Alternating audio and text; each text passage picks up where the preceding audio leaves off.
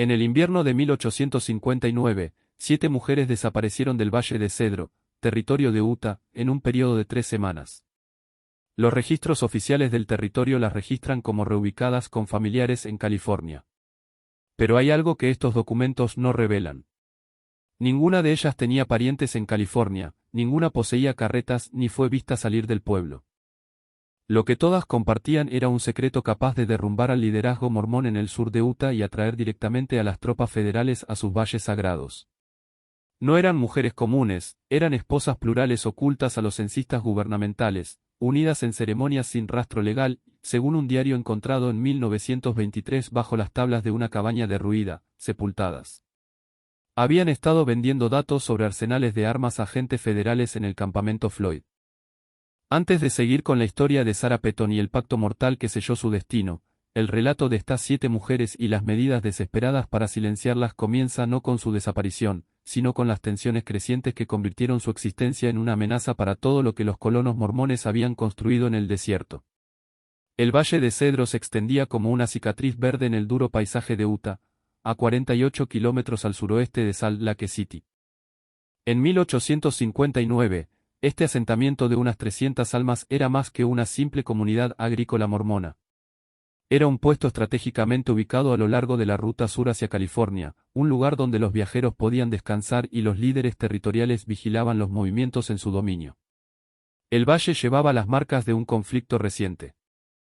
Apenas 2 años antes, el presidente James Buchanan había declarado al territorio de Utah en rebeldía y enviado a 2.500 soldados federales para instalar un nuevo gobernador territorial. Aunque la llamada Guerra de Utah terminó sin grandes derramamientos de sangre, las tensiones hervían como agua a fuego lento. Las tropas federales permanecían en el campamento Floyd, a 64 kilómetros al noreste, su presencia un recordatorio constante de que la paciencia de Washington con la autonomía mormona tenía límites. El elder Nathaniel Carrington gobernaba el Valle de Cedro con la disciplina férrea de quien sabe que la supervivencia depende de una unidad absoluta. A sus 42 años, Carrington inspiraba respeto con una mezcla de devoción genuina y pragmatismo calculado. Llegó al valle en 1851 con la tercera oleada de pioneros mormones, trayendo conocimientos en irrigación y una habilidad excepcional para interpretar los vientos políticos. Bajo su liderazgo, el Valle de Cedro se transformó de un yermo alcalino en tierras fértiles, con un molino de harina, una herrería y el mayor granero al sur de Salt Lake City. Pero Carrington guardaba secretos que trascendían los límites oficiales de la comunidad. Como muchos líderes mormones de la época, practicaba el matrimonio plural, no la poligamia abierta que imaginaban los forasteros, sino un sistema cuidadoso de esposas espirituales cuyo estatus legal permanecía deliberadamente ambiguo. Sarah Peton se convirtió en su 4ª esposa en una ceremonia oficiada por el elder itinerante Thomas Hagen en la primavera de 1857, testificada solo por la primera esposa de Carrington, Margaret, y sin registro oficial. Sarah, de 23 años, con cabello castaño y ojos verdes inteligentes, se unió a la fe mormona como converso de 17 años en Ohio. Poseía algo raro entre las pioneras del Valle de Cedro, una alfabetización que iba más allá de la lectura básica de las escrituras. Su padre, editor de un periódico en Cincinnati antes de su conversión y migración al oeste, había insistido en que su hija recibiera la misma educación que podría haber dado a un hijo. Esta formación, combinada con su curiosidad natural y su posición como esposa plural de Carrington, le dio acceso a información que la mayoría de las mujeres del territorio nunca alcanzaba a ver. Las otras mujeres que desaparecerían ese invierno compartían circunstancias similares. Rebecca Dalton, de 26 años, era la tercera esposa de Samuel Brennan, encargado de la distribución de grano en el valle. Catherine Fletcher, de 19, había sido unida al obispo Jonas Bittman en una ceremonia que técnicamente infringía las leyes matrimoniales territoriales.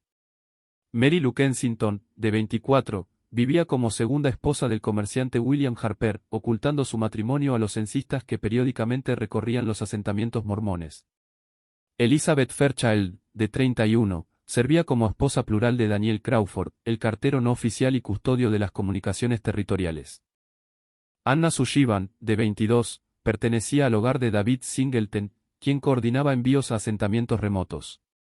Finalmente, estaba Miriam Wallace, de 28, cuya pareja, Joshua, mantenía el pequeño arsenal del valle y colaboraba con líderes de milicias en la región. Estas mujeres habitaban un mundo en las sombras, legalmente invisibles, pero atadas por las mismas obligaciones religiosas y sociales que sus esposas hermanas. Asistían a servicios por separado, daban a luz a hijos cuyo nacimiento se anotaban en Biblias familiares en lugar de registros territoriales, y mantenían hogares que oficialmente no existían. Esta invisibilidad, diseñada para protegerlas de la persecución federal, las convertiría eventualmente en prescindibles. El invierno de 1858 a 1859 fue especialmente riguroso, con nevadas desde octubre y temperaturas que caían muy por debajo de cero durante semanas. El aislamiento que normalmente protegía comunidades como el Valle de Cedro se volvió opresivo, y los residentes dependían más que nunca de noticias del exterior. Fue durante este invierno prolongado que los agentes federales comenzaron a hacer discretas pesquisas sobre los arsenales en los asentamientos mormones. El primer indicio de problema llegó una gélida mañana de febrero, cuando Samuel Brennan descubrió huellas de cascos en la nieve alrededor de su almacén de grano. Las marcas pertenecían a al menos 2 caballos, ninguno con el patrón distintivo forjado por el herrero del valle. Más inquietante aún, los jinetes se habían acercado bajo la cobertura de la oscuridad y habían pasado tiempo examinando las paredes y cimientos del edificio. Esa misma noche, el elder Carrington convocó al Consejo de Liderazgo del Valle en la trastienda de la tienda general de Harper. Los 7 hombres reunidos alrededor de la mesa rústica representaban el gobierno no oficial del Valle de Cedro, el mismo Carrington, el obispo Bittman, Samuel Brennan, William Harper, Daniel Crawford, David Singleton y Joshua Wallace. Estos hombres habían guiado a la comunidad a través de plagas de langostas, años de sequía y la amenaza de ocupación federal. Habían desarrollado planes de contingencia para diversas emergencias, pero el escenario que enfrentaron esa noche de febrero nunca había figurado en sus cálculos más pesimistas. Los agentes federales han estado haciendo preguntas, informó Crawford, sus manos curtidas temblando ligeramente al hablar. 3 hombres pasaron por Fairfield la semana pasada, diciendo que eran compradores de ganado, pero la señora Henderson en la pensión los oyó hablar de arsenales y rutas de suministro. Mencionaron específicamente el Valle de Cedro. El silencio llenó la habitación, roto solo por el silbido del viento a través de las grietas en las paredes de troncos de la tienda. Cada hombre comprendió las implicaciones. Desde la guerra de Utah, las autoridades territoriales habían exigido que todos los asentamientos mantuvieran posiciones defensivas y suministros de emergencia. El arsenal del Valle de Cedro, oculto en un sistema natural de cuevas a 3,2 kilómetros al sureste del pueblo, contenía suficientes rifles y municiones para equipar a un pequeño ejército. Si las autoridades federales descubrían este depósito, podrían usarlo como pretexto para imponer la ley marcial en todo el sur de Utah. El obispo Bittman, cuya barba gris estaba cubierta de escarcha tras el viaje a la reunión, se inclinó hacia adelante en su silla. ¿Cómo podrían saber de nuestros preparativos? Hemos sido cuidadosos. Solo los jefes de familia conocen las ubicaciones, y no hemos revelado nada a las mujeres que pueda comprometer la seguridad. Fue Joshua Wallace quien expresó lo que todos temían. Alguien ha hablado. Alguien que sabe lo suficiente para guiarlos en la dirección correcta, pero no tanto como para darles todo de una vez. La discusión se prolongó más allá de la medianoche. Cada hombre examinó su propio hogar en busca de posibles filtraciones de seguridad. Consideraron diversos escenarios, charlas descuidadas de adolescentes, chismes entre mujeres, e incluso la posibilidad de que algún comerciante gentil del valle hubiera estado observando sus actividades. Pero a medida que conversaban, un patrón más perturbador comenzó a emerger. Daniel Crawford había notado que su esposa Elizabeth hacía preguntas inusuales sobre su correspondencia con Salt Lake City. William Harper recordó que Rebecca Dalton había indagado sobre el contenido de los carros de suministro que llegaban del norte. Samuel Brennan admitió que su esposa Rebecca había mostrado un interés inesperado por las ubicaciones de varios almacenes en el valle. Son las esposas plurales, dijo Carrington finalmente, su voz apenas un susurro. Se mueven por nuestros hogares como sombras. Oyen conversaciones, ven documentos, comprenden más de lo que les hemos dado crédito. La acusación flotó en el aire como humo de incienso, amarga e ineludible. Estos hombres amaban a sus esposas plurales, habían arriesgado la persecución legal para casarse con ellas, habían construido sus compromisos espirituales más profundos alrededor del principio del matrimonio celestial. Pero también entendían que su estatus invisible las hacía particularmente vulnerables a la presión federal y potencialmente valiosas como informantes. Durante la semana siguiente, cada hombre comenzó a vigilar su hogar con la atención suspicaz de un contraespía. Samuel Brennan descubrió que Rebecca hacía viajes regulares para recoger huevos en una granja a 3,2 kilómetros al sur del pueblo, rutas que la llevaban directamente junto a la entrada oculta de su principal arsenal de armas. William Harper encontró en la cesta de costura de Merrill un pequeño cuaderno lleno de observaciones que parecían aleatorias sobre el clima y la agricultura, hasta que se dio cuenta de que cada entrada coincidía con fechas de llegada de carros de suministro desde Salt Lake City. Las pruebas se acumulaban como nieve en un paso montañoso, gradual al principio, luego abrumadoramente evidentes. Elizabeth Crawford había sido vista hablando con desconocidos durante el día de mercado en Fairfield cercano. Catherine Fletcher poseía información sobre horarios de guardia que nunca debió conocer. Anna Sullivan había hecho preguntas puntuales sobre las posiciones defensivas del valle. Miriam Wallace mostró un interés inusual en la correspondencia de milicias de su esposo, pero fue Sarah Peton quien proporcionó la prueba definitiva. El 8 de marzo de 1859, el elder Carrington hizo un descubrimiento que transformó la sospecha en certeza. Mientras revisaba papeles en su estudio, encontró una carta escrita con la caligrafía cuidadosa de Sarah, aparentemente nunca enviada, que describía con detalle la disposición de los arsenales en todo el Valle de Cedro. La carta no llevaba dirección, pero su contenido dejaba claro su destinatario, las autoridades federales investigando los preparativos defensivos mormones. La carta revelaba no solo ubicaciones, sino evaluaciones tácticas. Sarah había señalado puntos ciegos en las defensas del valle, estimado cantidades de municiones almacenadas e identificado rutas de suministro clave que podrían interrumpirse para aislar a la comunidad. Lo más condenatorio de todo, había proporcionado un horario detallado de rotaciones de guardia y entregas de suministro que solo podía provenir de alguien con acceso íntimo a las sesiones de planificación del liderazgo. Carrington leyó la carta 3 veces, cada lectura confirmando lo que desesperadamente deseaba negar. Sarah poseía inteligencia que iba mucho más allá de la observación casual. Alguien había compartido información estratégica con ella, o la había recolectado sistemáticamente durante meses de vigilancia cuidadosa. Esa noche, confrontó a Margaret, su primera esposa y la única persona que había presenciado su matrimonio con Sarah. La reacción de Margaret confirmó sus peores temores. Había notado a Sarah haciendo preguntas, solicitando explicaciones de términos que escuchaba, mostrando interés en discusiones que no deberían haberle interesado a una mujer enfocada en tareas domésticas. Dijo que quería entender mejor tu trabajo, explicó Margaret, su voz cargada por el peso de la traición. Afirmó que le ayudaría a ser una mejor esposa si comprendía los desafíos que enfrenta nuestra comunidad. Pensé que mostraba dedicación a tu llamado. El patrón se extendía más allá de las acciones individuales de Sarah.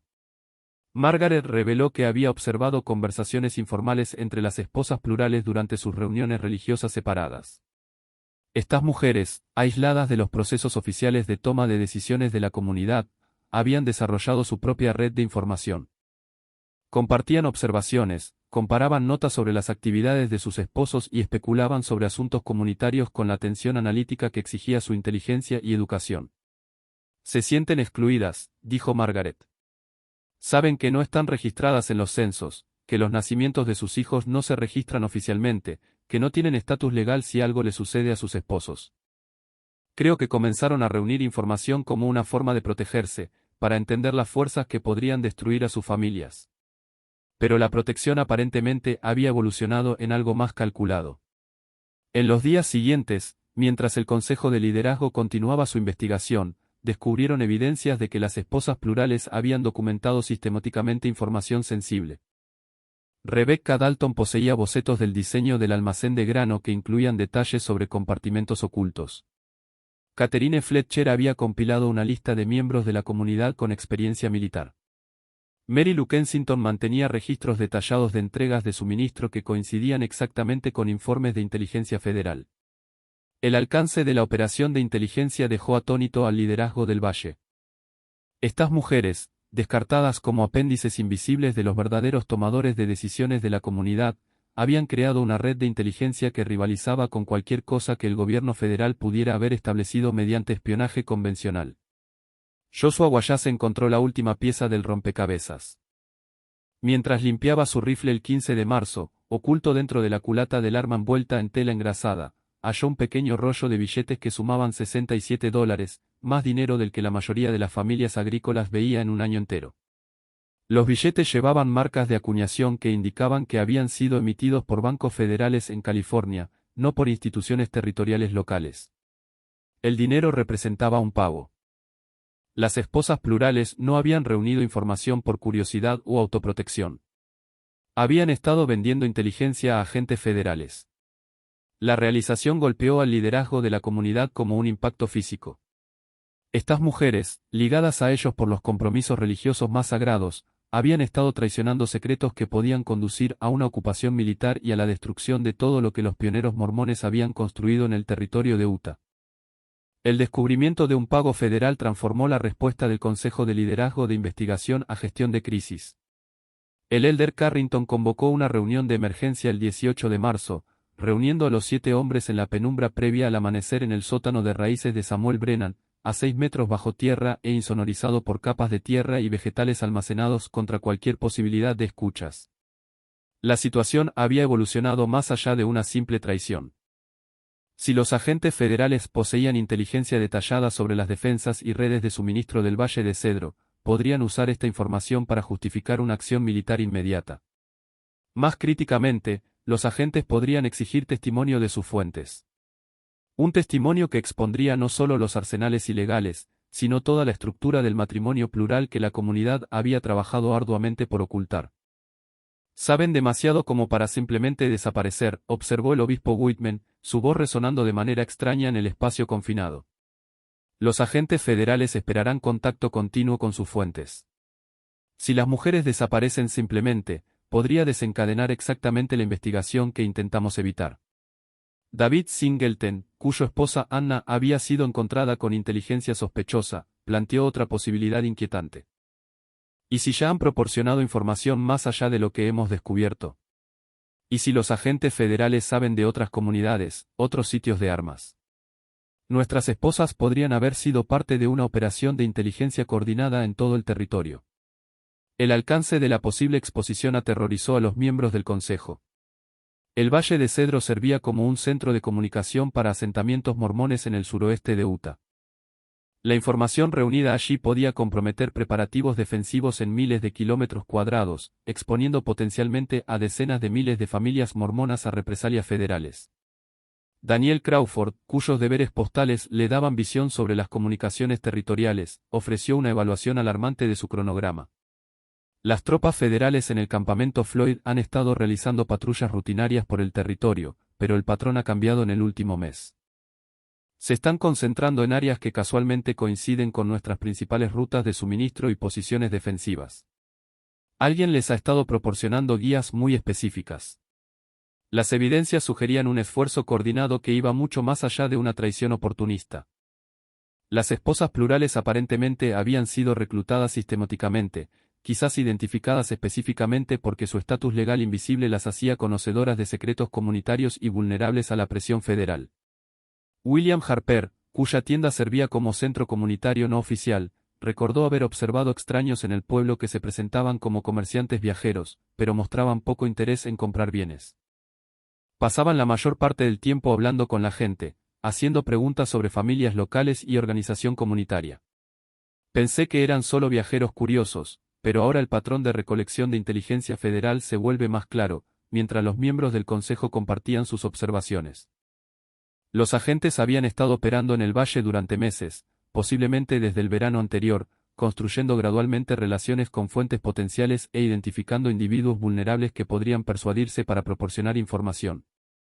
El trasfondo educativo de Sarah Peton la hizo particularmente valiosa como fuente de inteligencia. A diferencia de la mayoría de las pioneras, podía leer documentos complejos, entender terminología militar y analizar información estratégica con perspicacia sofisticada. Su posición como esposa plural de Carrington le dio acceso a discusiones de liderazgo, mientras que su estatus legal invisible la hacía desesperada por alguna forma de seguridad y reconocimiento. Les prometieron algo, dijo Carrington, su voz cargada por el peso de la realización. Protección, reconocimiento legal, tal vez incluso transporte fuera del territorio si las autoridades federales tomaban el control. Estas mujeres han vivido con el miedo constante de que sus matrimonios fueran declarados ilegales, sus hijos ilegítimos. Los agentes federales les ofrecieron una salida. Pero la oferta había sido una trampa. Al aceptar el pago y proporcionar inteligencia, las esposas plurales se habían convertido en cómplices del espionaje federal. Si las autoridades territoriales las descubrían, enfrentaban cargos potenciales de traición. Si sus manejadores federales las abandonaban, enfrentaban el exilio comunitario y la pérdida de todo lo que habían intentado proteger. El Consejo pasó horas analizando sus opciones, cada alternativa conllevando consecuencias devastadoras. Podían intentar exponer la operación de inteligencia federal, pero hacerlo requeriría revelar detalles sobre sus propios preparativos defensivos y admitir la existencia de matrimonios plurales que habían jurado mantener en secreto. Podían tratar de negociar con las autoridades federales, pero cualquier negociación reconocería culpabilidad e invitaría a más investigaciones. Samuel Brennan propuso la solución que atormentaría al Valle de Cedro durante décadas. ¿Y si simplemente no estuvieran aquí cuando los agentes federales regresen? ¿Y si hubieran decidido reubicarse en algún lugar más seguro, más allá del alcance de la política territorial? La sugerencia llevaba implicaciones que ninguno de los hombres quería reconocer explícitamente. Pero mientras estaban sentados en la sofocante oscuridad del sótano de raíces, rodeados por los suministros de comida de invierno de la comunidad, comenzaron a planear lo que más tarde llamarían el Pacto de Purificación. Un acuerdo que preservaría la seguridad de su comunidad asegurando que las fuentes de fuga de inteligencia nunca pudieran testificar en su contra.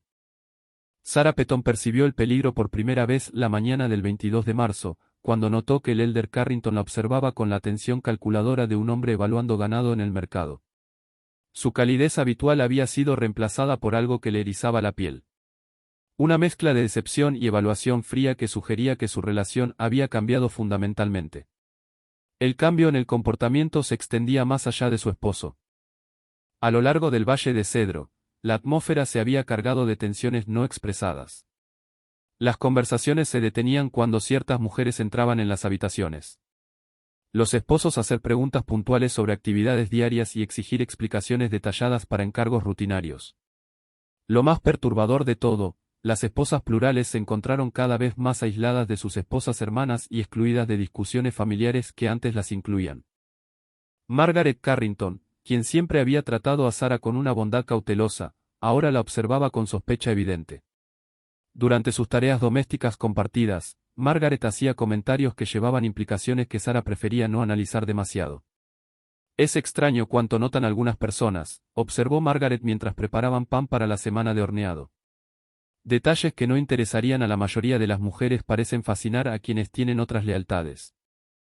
Los intentos de Sarah por mantener rutinas normales se volvieron cada vez más difíciles a medida que los miembros de la comunidad tratarla a ella y a las otras esposas plurales como posibles amenazas.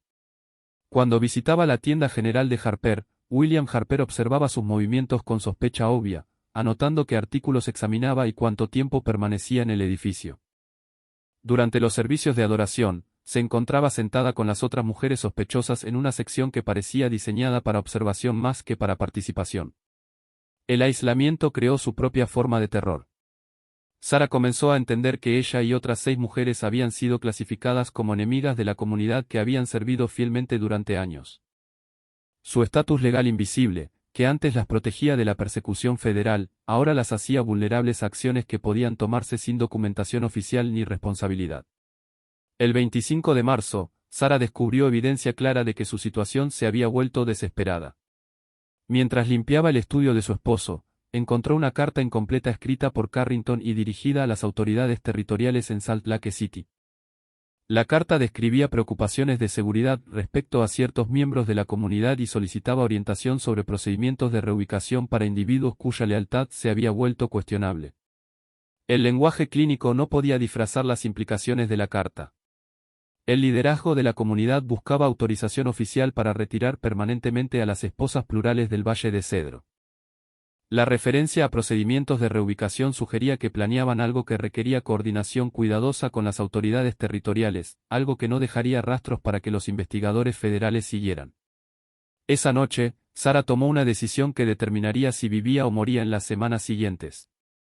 En lugar de confrontar directamente a su esposo, inició su propia operación de inteligencia, usando las mismas habilidades que la habían hecho valiosa para los agentes federales para recopilar información sobre los planes de la comunidad para deshacerse de ella. Su investigación reveló la existencia de las reuniones de emergencia del Consejo de Liderazgo y el desarrollo de lo que llamaban el Pacto de Purificación. Al observar cuidadosamente patrones de movimiento y escuchar fragmentos de conversaciones interceptadas, Sara reconstruyó el esquema general de un plan que eliminaría a las 7 esposas plurales del valle mientras mantenía explicaciones plausibles para su ausencia. El plan era elegante en su simplicidad y aterrador en sus implicaciones. A las mujeres se les diría que estaban siendo reubicadas a comunidades más seguras lejos de la atención federal. Viajarían en pequeños grupos bajo la protección de miembros de la comunidad de confianza, tomando rutas por pasos montañosos remotos donde los accidentes podían ocurrir de forma natural. Si alguien investigaba sus desapariciones, la comunidad proporcionaría documentación que mostrara que las mujeres habían elegido reubicarse voluntariamente.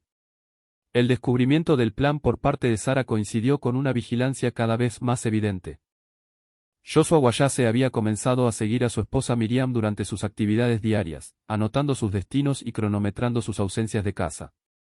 David Singleton realizaba inspecciones no anunciadas de las pertenencias personales de Anna, buscando evidencia adicional de sus actividades de inteligencia. Samuel Brennan interrogó extensamente a Rebecca sobre sus conversaciones pasadas con extraños, exigiendo detalles de reuniones ocurridas meses atrás. La presión estaba diseñada para impedir que las mujeres se comunicaran entre sí o coordinaran alguna respuesta a su situación, pero también creó oportunidades para alguien lo suficientemente observador como para reconocer el patrón y lo suficientemente audaz como para actuar sobre ese reconocimiento. El 28 de marzo, Sara Peton se puso en contacto con Catherine Fletcher durante un encuentro casual en el pozo comunal. Usando un lenguaje codificado con cuidado, confirmó que Catherine también había notado el cambio de comportamiento y percibido un peligro inminente. Más importante aún, Catherine reveló que había escuchado al obispo Bittman discutiendo arreglos de viaje con Daniel Crawford, arreglos que involucraban deberes de escolta y pasos montañosos. Las dos mujeres acordaron advertir a las demás sin alertar al liderazgo de la comunidad sobre su colaboración. Durante los siguientes 3 días, usando una red de señales sutiles y encuentros breves, lograron contactar a Rebecca Dalton, Mary Lou Kensington, Elizabeth Crawford, Anna Sullivan y Miriam Wayase. Cada mujer confirmó el mismo patrón: vigilancia aumentada, preguntas sospechosas y discusiones entre sus esposos sobre medidas de seguridad y protección comunitaria. Justo cuando pensábamos que lo habíamos visto todo, el horror en el Valle de Cedro se intensifica. Si esta historia te está dando escalofríos, comparte este vídeo con un amigo al que le encanten los misterios oscuros. Dale like para apoyar nuestro contenido y no olvides suscribirte para no perderte historias como esta. Descubramos juntos qué pasa después. Para el 1 de abril, las 7 mujeres habían desarrollado una comprensión desesperada de su situación. Eran objetivos de un plan de eliminación coordinado que las removería permanentemente mientras proporcionaba historias de cobertura que satisfarían tanto a las autoridades territoriales como a los investigadores federales. Su única esperanza de supervivencia radicaba en una huida. Pero escapar del Valle de Cedro a principios de primavera significaba cruzar pasos montañosos aún bloqueados por nieve y viajar por territorios controlados por la misma comunidad que deseaba eliminarlas. Sara Peton se ofreció como coordinadora del grupo, usando sus ventajas educativas y su posición como esposa del Elder Carrington para recopilar inteligencia sobre el cronograma y los procedimientos de la comunidad. Lo que descubrió en los papeles privados de su esposo el 3 de abril confirmó sus peores temores e inició una cuenta regresiva que determinaría si alguna de ellas viviría para ver el verano. El documento que selló el destino de las esposas plurales del Valle de Cedro fue una carta fechada el 2 de abril de 1859, dirigida al obispo Samuel Richards en Salt Lake City. Sara la encontró escondida bajo otros papeles en el escritorio de su esposo, aparentemente a la espera de una revisión final antes de ser enviada. La carta, escrita con la caligrafía precisa del Elder Carrington, delineaba el pacto de purificación en términos que hacían claras sus intenciones mortales. 7 individuos cuya lealtad a nuestra comunidad se ha visto comprometida serán reubicados según protocolos establecidos, decía la carta. El hermano Joshua Wayase coordinará los arreglos de paso montañoso para el primer grupo, que partirá el 8 de abril por la ruta sur a través del Cañón de Cedro.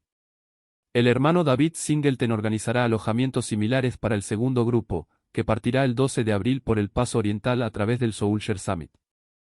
La documentación reflejará una reubicación voluntaria para establecer asentamientos en el territorio de Nevada. Pero fue el párrafo final de la carta el que reveló la verdadera naturaleza de la reubicación. Si los peligros naturales resultan insuperables durante el paso montañoso, las autoridades territoriales serán notificadas de que estos individuos eligieron continuar hacia el oeste a pesar de las advertencias sobre las condiciones de viaje estacionales.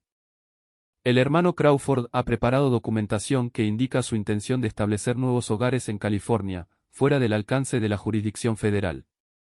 Sarah entendió de inmediato que estaba leyendo un plan de asesinato disfrazado como correspondencia administrativa. Los peligros naturales y los pasos montañosos insuperables eran eufemismos para muertes deliberadamente orquestadas. El liderazgo de la comunidad había decidido que 7 mujeres sabían demasiado como para vivir, pero su eliminación debía parecer accidental para evitar desencadenar la investigación federal que intentaban prevenir. El cronograma le dio 5 días para salvar 7 vidas. Esa noche, usando señales que habían desarrollado durante la semana anterior, Sarah convocó a las otras 6 mujeres a una reunión de emergencia en el sótano abandonado detrás de la propiedad de Fletcher. La excavación de 2,4 metros de profundidad, originalmente destinada al almacenamiento de alimentos de invierno pero nunca completada, ofrecía un escondite perfecto para su conferencia desesperada. «Nos van a matar», anunció Sarah sin preámbulos, mostrando la carta que había copiado a mano durante su breve oportunidad en el estudio de Carrington. «No inmediatamente, no de forma obvia, pero van a arreglar accidentes que nos eliminen permanentemente mientras proporcionan explicaciones que satisfagan a cualquiera que haga preguntas». Las reacciones del grupo variaron entre incredulidad y terror. Pero el conocimiento detallado de Sarah sobre el plan, incluyendo fechas y rutas específicas, las convenció de que su inteligencia era precisa. Rebecca Dalton, que había mantenido la compostura durante semanas de presión creciente, se derrumbó por completo cuando Sarah describió la documentación que las transformaría póstumamente en inmigrantes voluntarios a California. «Tenemos que huir», dijo Catherine Fletcher, su voz de 19 años firme a pesar de la magnitud de lo que sugería, esta noche antes de que comiencen a movernos según su horario. Pero la huida presentaba sus propios desafíos aparentemente insuperables.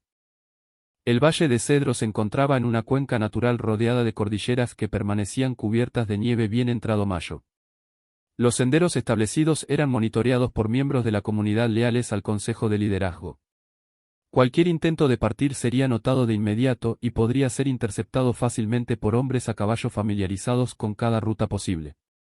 Mary Lou Kensington, cuya pareja gestionaba carros de suministro, proporcionó inteligencia crucial sobre su única posible ruta de escape.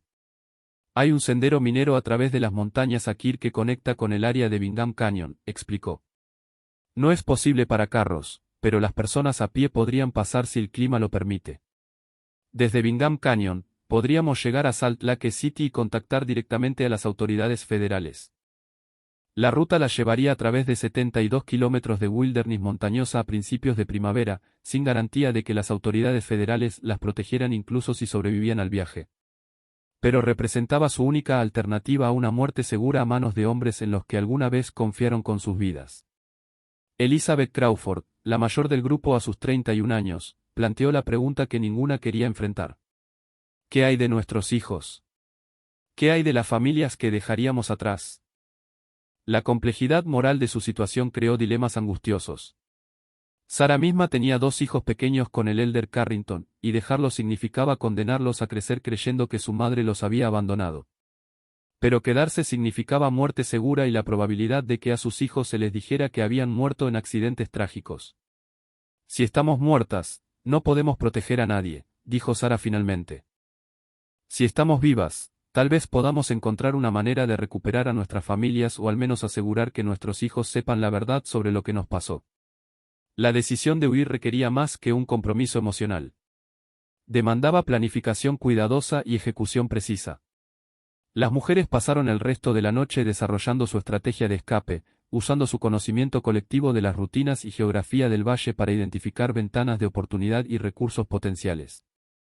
Anna Sullivan, cuya pareja gestionaba envíos, conocía las ubicaciones de escondites de suministros de emergencia mantenidos en la región montañosa.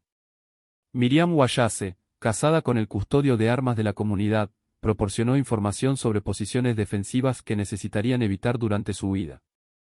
Catherine Fletcher, la más joven pero también la más familiarizada con los senderos montañosos por sus exploraciones infantiles, serviría como guía a través de las partes más traicioneras de la ruta. Acordaron partir por separado durante los próximos 2 días, usando diversos pretextos para explicar sus ausencias temporales de sus hogares. Sara alegaría enfermedad y se retiraría a una cabaña remota supuestamente para recuperarse en aislamiento. Rebecca y Mary Lou se ofrecerían para un viaje de suministro a un asentamiento vecino. Elizabeth y Anna visitarían a familiares en una comunidad agrícola lejana. Catherine y Miriam se unirían a un grupo de jóvenes mujeres recolectando yerbas medicinales en las estribaciones. Cada mujer llevaría suministros mínimos para evitar sospechas, reuniéndose en ubicaciones predeterminadas a lo largo del sendero minero antes de comenzar su viaje colectivo hacia Salt Lake City y la protección federal que representaba su única esperanza de supervivencia. El 6 de abril de 1859, mientras la luz del amanecer comenzaba a filtrarse a través de los picos montañosos que rodeaban el Valle de Cedro, 7 mujeres comenzaron a implementar un plan de escape que salvaría sus vidas o aseguraría que sus muertes ocurrieran en sus propios términos en lugar de según el meticuloso cronograma de asesinato de la comunidad. La huida de Sarah Peton del Valle de Cedro comenzó a las 4:30 de la madrugada del 7 de abril cuando se deslizó fuera de la casa de su esposo llevando un pequeño paquete de comida y la ropa más cálida que pudo manejar sin levantar sospechas. La oscuridad previa al amanecer ofreció una cobertura perfecta mientras se dirigía al primer punto de encuentro, un campamento minero abandonado a 4,8 kilómetros al noreste del pueblo. Catherine Fletcher llegó primero, seguida minutos después por Elizabeth Crawford y Anna Sullivan. Sus saludos susurrados llevaban la energía nerviosa de mujeres que entendían que se estaban comprometiendo a un camino del que no había retorno. Rebecca Dalton y Mary Lou Kensington se unieron poco antes del amanecer, completando el grupo que o bien alcanzaría la seguridad juntas o moriría juntas en la wilderness montañosa. Miriam Wallace nunca llegó. Las 6 mujeres esperaron hasta que la luz del día fuera completa, escaneando los accesos del sendero en busca de cualquier señal de su compañera desaparecida. Finalmente, Catherine Fletcher se ofreció a explorar de regreso al valle, regresando una hora después con noticias devastadoras. La casa de Joshua Wallace mostraba signos de actividad matutina inusual, con varios líderes comunitarios reunidos en lo que parecía ser una conferencia de emergencia. Creo que descubrieron su ausencia, informó Catherine, su voz cargada de implicaciones, lo que significa que también saben que el resto de nosotras nos hemos ido. El descubrimiento aceleró peligrosamente su cronograma, pero regresar ya no era una opción. Si el liderazgo de la comunidad sabía de su intento de escape, volver significaba enfrentar la implementación inmediata del plan de eliminación. Su única elección era avanzar y esperar que pudieran llegar a Salt Lake City antes de que una persecución organizada las interceptara. El sendero minero a través de las montañas Aqua puso a prueba su resistencia más allá de lo que habían anticipado. La nieve llegaba hasta la cintura en muchas áreas, obligándolas a abrir camino a través de ventisqueros que escondían rocas sueltas y grietas ocultas. La ganancia de altitud las dejó jadeando en el aire delgado, y la amenaza constante de avalanchas requería una navegación cuidadosa alrededor de campos de nieve inestables.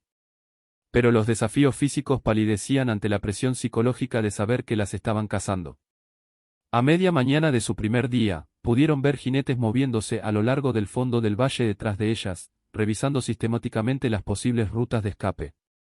Los perseguidores poseían un conocimiento superior del terreno, mejor equipo y la ventaja de los caballos. Pero también tenían que mantener la ficción de que esto era una misión de rescate en lugar de una cacería. El trasfondo educativo de Sarah resultó crucial durante su segundo día en las montañas cuando descubrieron que una tormenta de primavera había bloqueado su ruta planeada a través de Bingham Canyon. Ella pudo interpretar las características del paisaje e identificar un camino alternativo que la llevaría hacia los campamentos mineros alrededor de Park City. La ruta era más larga y peligrosa, pero les permitiría evitar los senderos principales donde sus perseguidores esperaban interceptarlas. Elizabeth Crawford colapsó por agotamiento la tarde del 9 de abril, incapaz de continuar a pesar del aliento desesperado del grupo.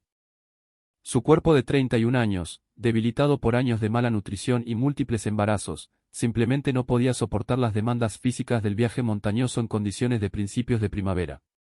Las otras mujeres enfrentaron una elección angustiosa, abandonarla para salvarse o arriesgar la captura de todas al quedarse juntas. Sarah tomó la decisión que definiría el resto de su vida. Se ofreció a quedarse con Elizabeth mientras las otras 4 continúan hacia Salt Lake City.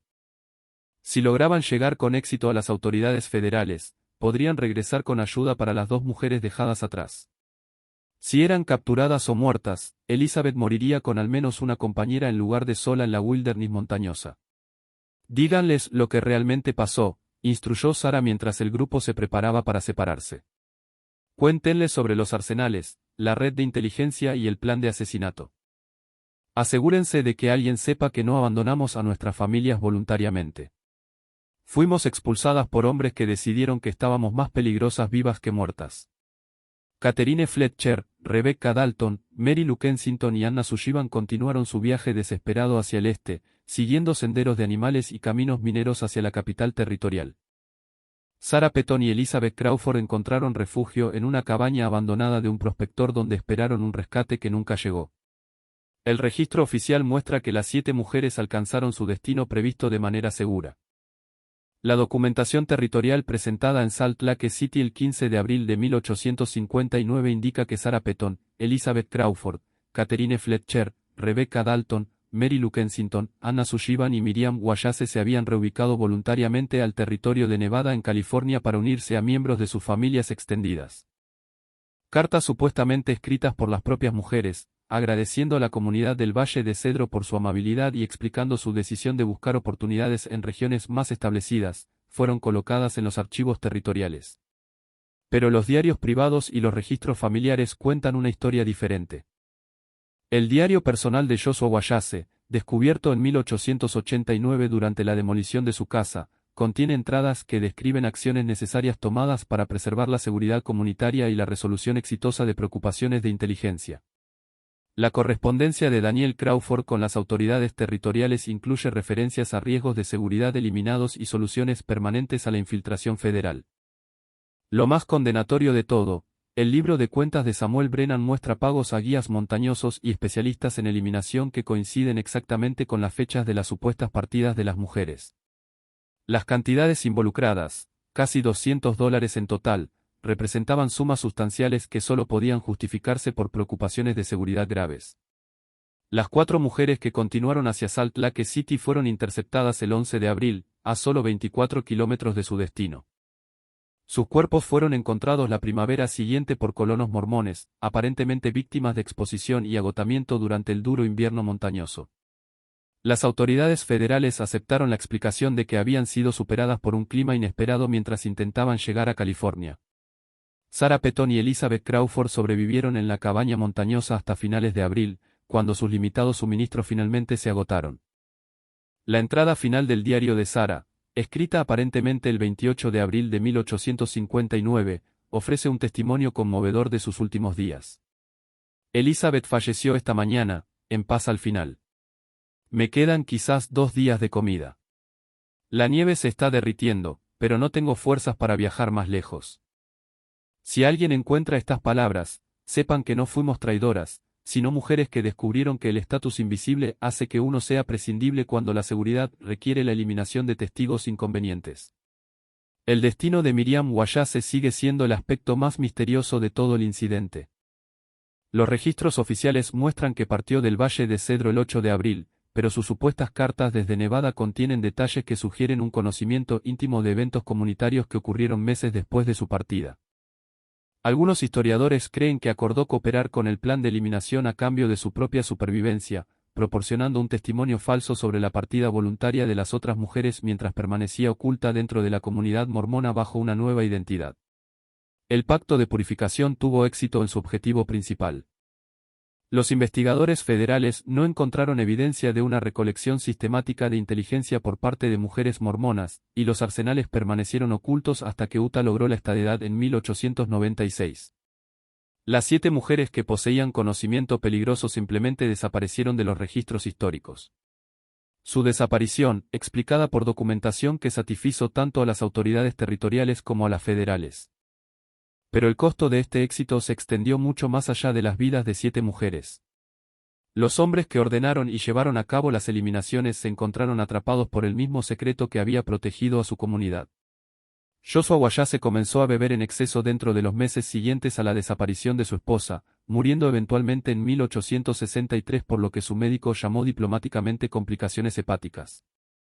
Samuel Brennan desarrolló lo que sus contemporáneos llamaron agotamiento nervioso, vendiendo su propiedad y mudándose a California en 1861. Daniel Crawford sufrió pesadillas recurrentes que lo hacían gritar en su sueño, asustando a los miembros restantes de su familia y ganándose una reputación como hombre atormentado por pecados innominados. El elder Nathaniel Carrington mantuvo su posición como líder comunitario hasta 1865, cuando anunció su intención de servir una misión en los estados del este. Nunca regresó al Valle de Cedro, muriendo supuestamente de neumonía en una pensión de Filadelfia en 1867. Su primera esposa, Margaret, le dijo más tarde a los familiares que había confesado en su lecho de muerte males necesarios cometidos para proteger a su comunidad, pero nunca reveló detalles específicos sobre su confesión. La comunidad del Valle de Cedro comenzó a decaer dentro de una década del Pacto de Purificación. Las familias jóvenes se mudaron, citando preocupaciones por el ambiente poco saludable del valle y rumores de tragedias que persistían a pesar de las negaciones oficiales. El sistema de irrigación cayó en desuso a medida que la cooperación comunitaria se deterioraba. Para 1875, menos de 50 residentes permanecían en lo que había sido un próspero asentamiento de 300 almas. Los historiadores modernos que estudian el periodo del territorio de Utah han notado la cantidad inusual de mujeres que desaparecieron de los asentamientos mormones a finales de los años 1850, particularmente esposas plurales cuyo estatus legal seguía siendo ambiguo. Los registros oficiales muestran consistentemente que estas mujeres se reubicaron voluntariamente a otros territorios, pero la investigación genealógica no ha logrado localizar evidencia de su existencia continua.